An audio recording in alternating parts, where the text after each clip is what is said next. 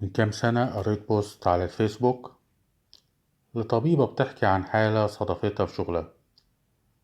واحد كان طالع من المسجد بعد صلاة الجمعة، فليه جزمته سرقت، فاضطر انه يمشي باقي المشوار وهو حافي، فرجله اتعورت والجرح اتلوث بسبب الأرض طبعا. واللي زود المسألة ان هو كان عنده سكر وما كانش يعرف، فالجرح اتسبب في غرغرينة واضطروا يعملوا له بتر رجله. وختمت الطبيبة قصتها الحزينة قائلة: ولا يزال اللص يعتقد أن ما فعله بسيطا. فعلا، لو الحرامي حصل واتسأل على اللي عمله كان هيقول أنا عملت إيه؟ مجرد جزمة واتسرقت.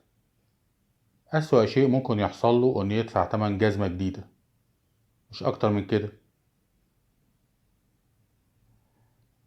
لكن الواقع إن تصرفه تسبب في تدمير حياة واحد، ويمكن تدمير أسرة. في حرامية كتير في حياتنا كده، بس مش بيسرقوا جزم أو فلوس. دي سرقتهم بتكون من شعور وإحساس وصحة، ويمكن من عمر اللي قدامهم.